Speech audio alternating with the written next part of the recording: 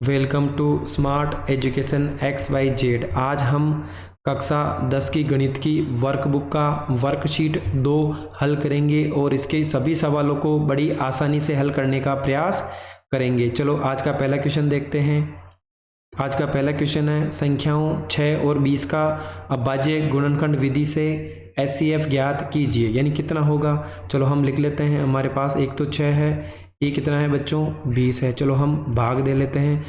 HCF का मतलब है उस संख्या का भाग देना है और वो संख्या क्या होनी चाहिए, अभाज्य, जिसका इन दोनों संख्याओं में भाग जाता हो। हमने 2 का रूल पढ़ा था भाजकता का।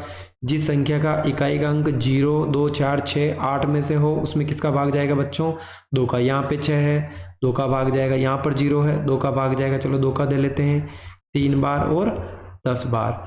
उसके बाद ये दोनों ऐसी संख्या हैं जिसमें किसी एक संख्या का भाग नहीं जाएगा, यानी इसका HCF कितना होगा बच्चों, 2 होगा। अगला सवाल देखते हैं। पाई क्या है। पाई एक अपरिमेय संख्या है, यानी जो पॉइंट के बाद कोई संख्या हो जिसका शेषफल 0 नहीं आता हो और पाई हो, वो संख्या हमेशा क्या कहलाती है, अपरिमेय संख्याएं कहलाती है। अगला सवाल है निम्न में से कौन सी अपरिमेय संख्या नहीं है, यानी हमें बताना है इन अभेद में से कौन सी एक अपरिमेय संख्या नहीं है जो संख्या P/Q के रूप में लिखी जा सकती है, यानी हमें बताना है परिमेय संख्या बतानी है। कौन सी संख्या बतानी है हमें बच्चों, परिमेय संख्या बतानी है, यानी जिसको हम P/Q के रूप में लिख सकते हैं।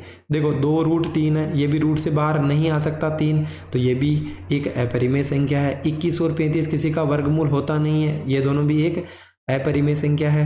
√3 √2 दोनों को गुणा करोगे तो √6 आएगा। √6 कभी भी रूट से बाहर नहीं आ सकता, इसका मतलब ये भी एक अपरिमेय संख्या है। इसका मतलब ऑप्शन है, यानी 64/81 एक परिमेय संख्या होगी। चलो कैसे होगी। 64 का वर्गमूल किसका होता है, 8 का होता है। 81 किसका होता है, 9 का होता है, यानी 8/9 हो गया। यानी मैं संख्याओं को P/Q के रूप में लिख सकता हूँ, यानी ये क्या हो जाएगी, एक परिमेय संख्या हो जाएगी।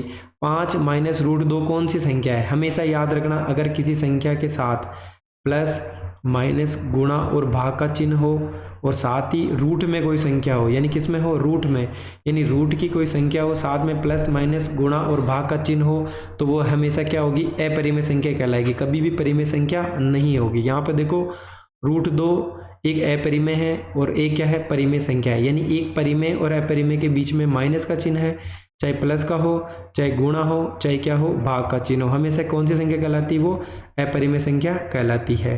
अगला सवाल है 1260 के अभाज्य गुणनखंड को घातांक के रूप में लिखिए। चलो हम इसके पहले गुणनखंड कर लेते हैं बच्चों।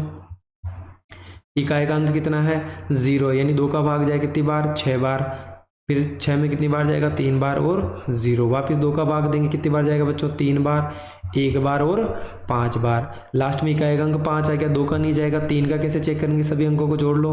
5 और 1 6, 6 और 3 कितना हो गया बच्चों, 9 हो गया। 9 में 3 का भाग जाता है, दे देते हैं 3 एकम 3, 1 में नहीं जाएगा तो 0, 3 पंजो 15। वापिस जोड़ो, 5 और 1 6, 6 में 3 का भाग जाता है, 3 3 9 और 3 पंजो 15 हो गया।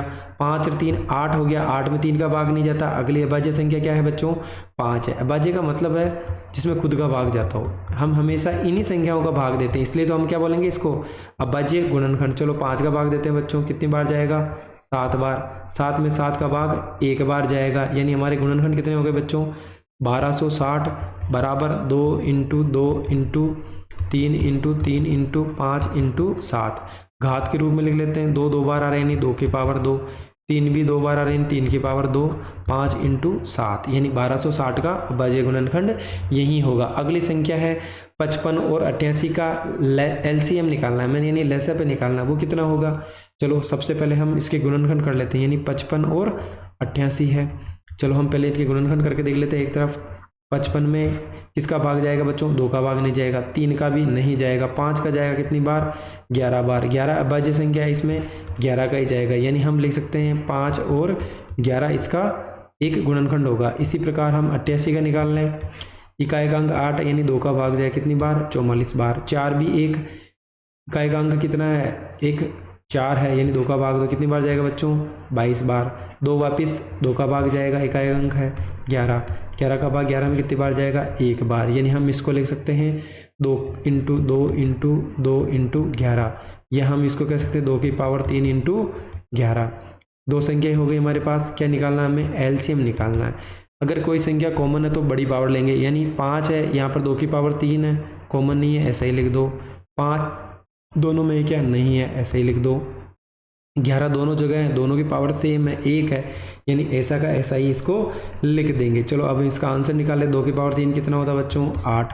5 इंटू 11, इन दोनों को गुणा कर लो, कितना हो जाएगा बच्चों, 40 इंटू 11 यानी 44 और 0, यानी 11 को 4 से गुणा करें कितना आएगा, 44, और साथ में क्या लगा देंगे बच्चों, हम 0 लगा देंगे। यही हमारा इसका सही आंसर होगा। चलो अगला सवाल देखते हैं।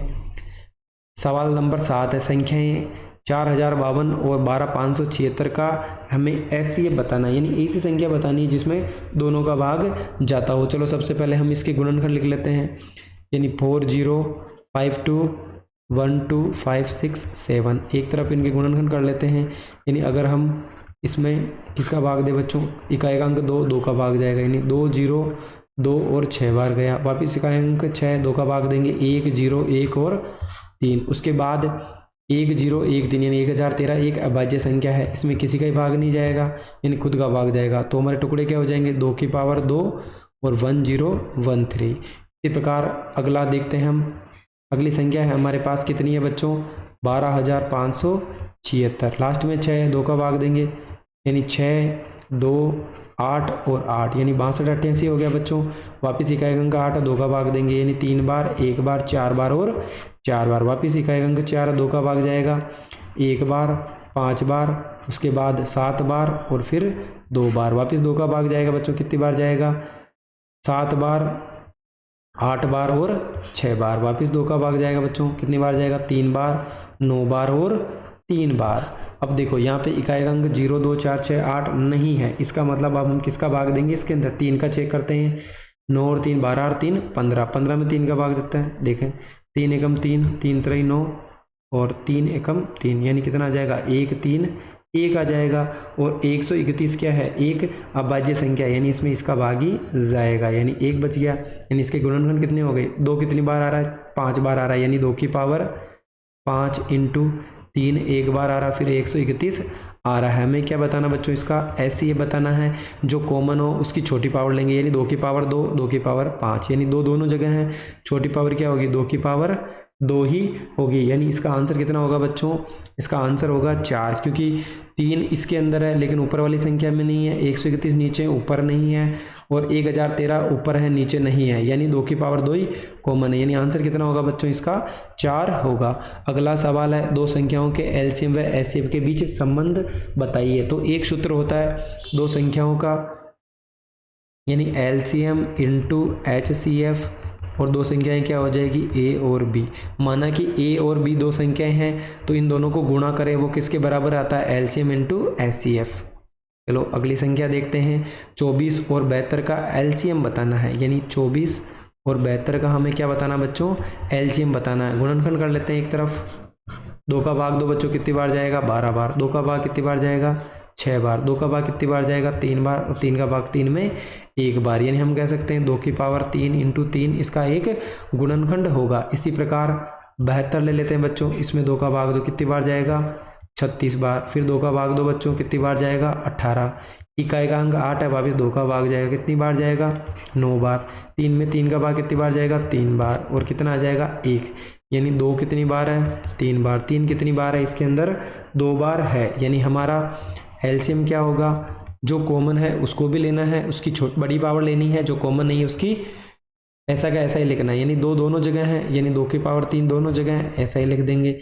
यहाँ 3 की पावर कुछ नहीं, यानी 1 है, नीचे 3 की पावर 2 है। बड़ी पावर कितनी है, 3 की पावर 2, यानी 2 को 3 बार गुणा करेंगे कितना आएगा, 8 आएगा। इसी प्रकार 3 का स्क्वायर कितना होता है, 9, यानी 8 नाम 72 इसका क्या होगा, एक एलसीएम होगा। आज का अंतिम सवाल है x। चलो हम पहले संख्या लिख लेते हैं, 2 की पावर 3 और 3 की पावर 2।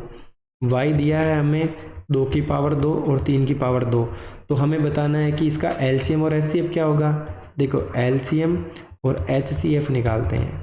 एलसीएम का मतलब क्या हो जाएगा, जो कॉमन है उसको भी लेना है, जो कॉमन नहीं है उसको भी लेना है। देखो 2 दोनों जगह आ रहा है, बड़ी पावर कितनी है, 2 की पावर 3 है, इसको ले लेंगे। 3 दोनों जगह आ रहा है, पावर क्या है, सेम है, ऐसा का ऐसा ही लिख लेंगे। यानी 2 की पावर 3 कितना होता है बच्चों, 8, 3 का स्क्वायर 9, यानी कितना हो जाएगा इसका 72 आंसर होगा। इसी प्रकार HCF, यानी दोनों में 2 2 कॉमन है, छोटी पावर क्या है 2 की पावर 2, 3 भी कॉमन है, 3 की छोटी पावर कितनी है 3 की पावर 2, 2 का पावर 2, यानी 2 को 2 से 2 बार गुणा करना है, कितना मिलेगा 4, 3 को 3 से गुणा करना है, कितना मिलेगा 9, यानी कितना हो जाएगा 9 चौका 36। इस प्रकार हमने गणित की वर्कबुक 2 का वर्कशीट है उसको हमने हल कर लिया है। इसी प्रकार की वीडियो देखने के लिए हमारे चैनल स्मार्ट एजुकेशन XYZ को ज़रूर सब्सक्राइब करें, ये आपकी आने वाले बोर्ड एग्जाम में बहुत ही हेल्प करेगा। Thank you so much.